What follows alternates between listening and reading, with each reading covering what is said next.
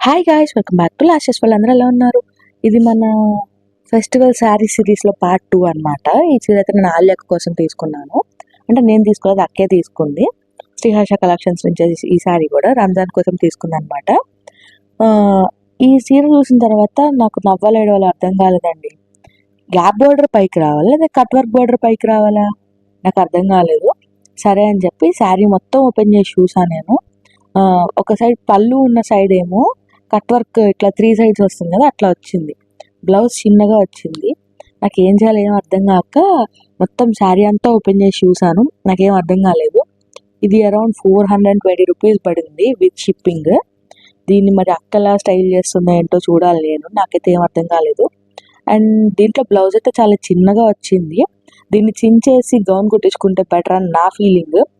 మీకు ఏమనిపిస్తుందో కామెంట్ సెక్షన్లో చెప్పండి. Please like, share and subscribe. Bye bye.